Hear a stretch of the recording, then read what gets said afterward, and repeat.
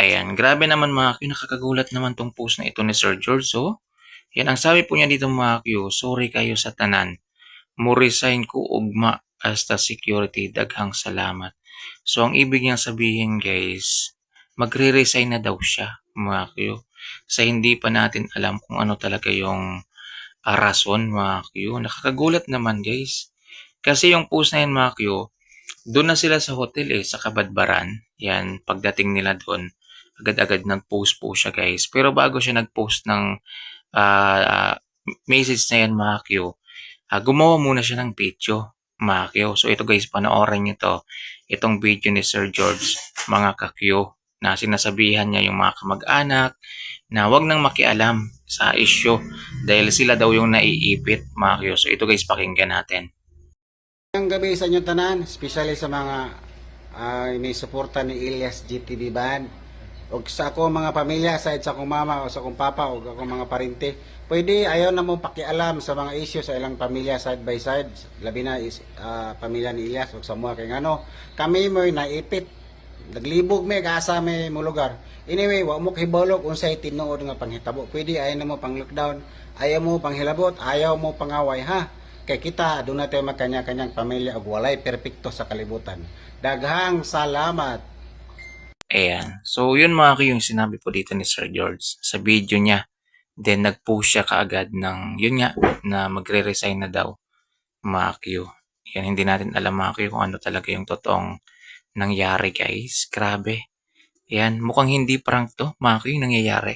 Kasi yung video na yun mga Q, yan, kulang-kulang 100,000 views na siya ngayon. Mga Q, grabe naman. Nakakagulat naman mga Q. So, siguro mga Q, yung ano lang natin dito, yung niisip ko lang talaga na rason guys, dahil din sa issue mga Q, kumbaga parang niipit na siguro sila mga Q. Kasi kung hindi nyo alam, si Sir George ay pamangkin po niya si Ma'am Beverly. Yun po yung pagkaalam ko guys. Pamangkin po niya kasi halos mag-apelido po sila mga Q. Yun din po yung sabi ng ibang mga Q na magkamag-anak po sila ni Ma'am Beverly guys. Ayan, tapos ang sabi po niya sa video, ayan sa kanyang mga kamag-anak, ayan, ay wag nang sumali sa issue. Ayan, kasi lalo lang daw gumugulo at sila yung naiipit, mga Q. So, yun. Abangan natin guys yung update about dito. Ayan, siguro bukas mayroong update. Ngayon kasi hindi pa siya sumasagot sa mga message sa kanya mga Q sa video na yan. Kasi maraming nag-worry guys, grabe. Kita nyo naman yung mga reaction. Kahit puntahan nyo ngayon, yung Facebook po ni Sir George. Ayan, sa mga hindi po nakakilala kay Sir George, siya po yung personal assistant ni Elias TV guys na sobrang alagang-alaga po niya si Elias. Ayan, so pwede nyo puntahan yung kanyang Facebook. Ayan, tingnan po ninyo. Kulang-kulang 100k na yata yung views ng video na yan, tapos yung post na yon na may caption na magre-resign na siya guys ay kanina nasa 2k yung reaction guys. Ang daming nagwo-worry mga Q, nagtatanong sa kanya pero hindi pa niya nire-replyan mga Q. So siguro bukas pa natin to malalaman mga Q kung ano talaga yung totoong nangyari mga Q, bakit siya magre-resign. At dun sa pagkaintindi ko guys sa post na yon, pati yung security daw, parang ganun yung pagkaintindi ko. Yan, siguro kasama sila si Sir Hamil. Naku, wag naman sana guys. Grabe. Yan, parang parang nakakagulat lang, Makyo. Kasi biglaan eh. Kasi masaya pa sila kanina, Makyo, habang papunta sila sa Kabadbaran. Yan, masaya pa sila. Makyo din after nila doon, makarating sila. Di nasa hotel na sila, guys. Ayun, nag-video na siya, nag-post na siya ng ganun. Parang biglaan lang yung nangyari, guys. Ayan. Kung alam niyo kung ano yung totoo, guys, i-comment nyo na lang din sa comment section. Pero wala pa tayong idea hanggang ngayon, Makyo. Yung tanging naiisip ko lang dito mga Q is about dyan sa issue na yan. Siguro maraming nakikisawsaw. Yan, maraming nakikisali mga Q. Yan. At nagkakagulo-gulo na. At pati na sila naiipit mga Q. Parang yun yung pag-iintindi ko guys. Yan, yun po yung pagka-analyze ko. Opinion ko lang din naman mga Q. So wala tayong magagawa dito mga Q kundi abangan na lang bukas kung ano po yung ano talaga yung totoong dahilan mga Q. Kasi siguro magsasabi naman sila bukas mga Q. So yun lang guys. Yan, nakakalungkot naman to, no? Yan, kasi ang bait kasi ni Sir George mga Q, kung alam niyo lang. Sobrang bait po niya. Alagang-alaga po niya si Elias CTV, maging pamilya po ni Elias Macchio. Sobrang bait po niya kay Apollo. Yan sa nanay po ni Elias Macchio. Yan, mabait po siya. Lalong-lalo si Ramil Macchio. Grabe po yun makaalaga kay kay Elias CTV. Siya po yung bodyguard Macchio. So, sorry po talaga. Hindi ko pa alam talaga kung ano talaga yung totoong nangyari. Aalamin pa natin bukas yan mga kuys. So, mag-update din tayo bukas. So, yun lang guys.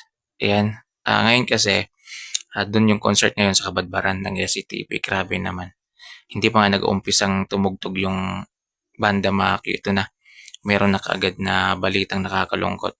Maki. Kung totoo man ito, Maki. Kasi nakalagay dun magre-resign. Yan. Tapos nakalagay security. So, ibig sabihin siya at security. Maki. So, yun lang guys. Abangan pa natin. Bukas siguro may update na dito mga Q. Abang-abang lang kayo guys kasi kukuha tayo ng update bukas mga Q. Grabe. Hindi rin ako mapakali dito guys. Yan, parang hindi ako sanay kung wala si Sir George na mag-aalaga kay LCTV. Kasi hindi lang siya, mga Q, hindi lang siya basta PA talaga. Kasi makikita nyo naman guys, napamahal na po sa kanya talaga yung pamilya po ni LCTV. Yan, lalong-lalo na si Apollo mga Q.